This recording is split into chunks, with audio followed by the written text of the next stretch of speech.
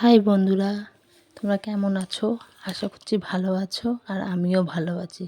তো আজকে চলে যাব, আমাদের এখানে আজকে জগন্নাথের স্নান যাত্রা হয়, তো সেই কারণে আমরা যাচ্ছি। তো এটা ছোটো মাসি শাশুড়ি, এটা আমার মা, মানে শাশুড়ি মা, ওইটা আমার ছেলে, আমি যাচ্ছি। তো রাস্তা দিয়ে একটু মিষ্টি কিনে নিলাম ঠাকুরের জন্য।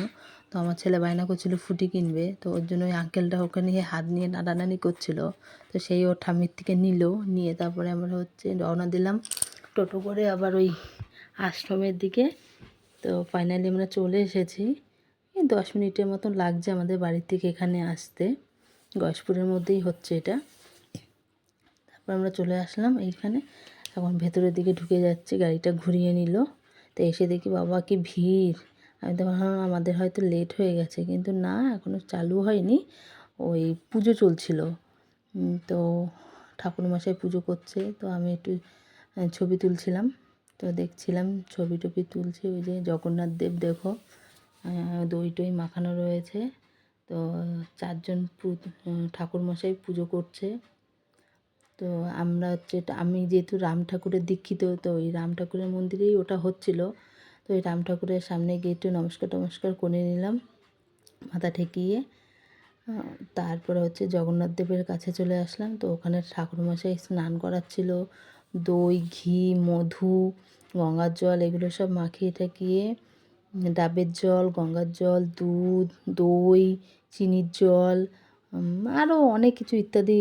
ঠাকুরের তো অনেক সরঞ্জাম জিনিসপত্র আছে, ওই সব দিয়ে সব একের পর এক সব শঙ্খ দিয়ে স্নান করাচ্ছিল।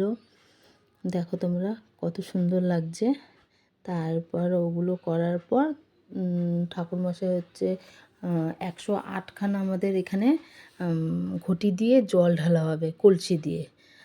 মানে ঠাকুরমশাইও ঢালবে, সাথে আমরাও ঢালবো।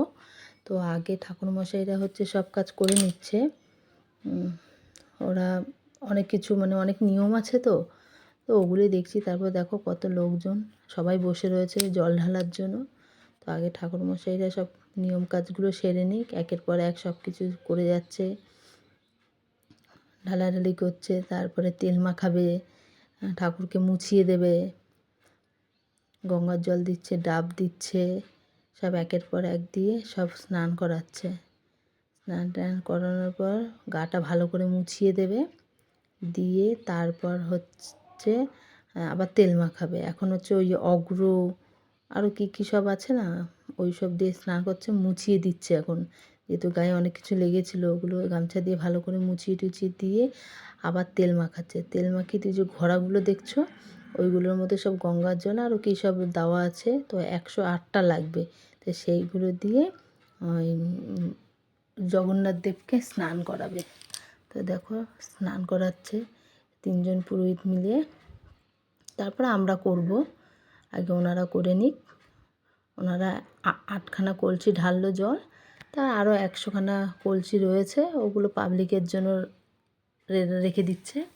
তো ওগুলো এখন একের পর এক কলসি ঢেলে যাচ্ছে, আর চারিদিকে দেখো কীরকম জল ছিটে যাচ্ছে।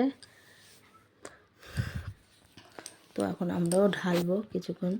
তো আমার ছবিটা তোলার জন্য কাউকে পাচ্ছিলাম না, তো যতটুকু পেরেছি আমি কালেক্ট করেছি ছবিগুলো। তো সবাই একের পর এক সব জল ঢেলে যাচ্ছে।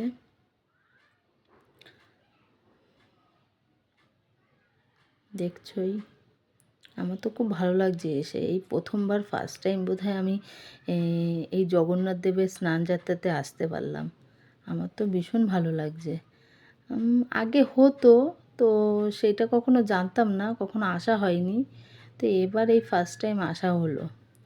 এই যে আমিও এখন জল ঢালবো। তো সাথে আমার ছেলেও বায়না করছে যে আমিও জল ঢালবো। তো ওই আন্টিটা জলটা ঢালার পর আমি ঢালবো এখন। ওই যে আমার ছেলেও মাছ ফাঁকা দিয়ে যাচ্ছে, ও বলছে আমি ধরবো। আমাকে ঠিক আছে ধর এক সাইড দিয়ে। তারপরে ও এই পাশ দিয়ে ও আবার ধরবে। ওই মহিলাটা না সরলে ও যেতে পারছে না সামনের দিকে, তো উনি সরে যাবে, তারপর ও আমাকে কলসিটা ধরবে। ওই যে একটু ধরতে পেরেছে, তো জল ঢালছে। ঢেলে আমি একটু নমস্কার করে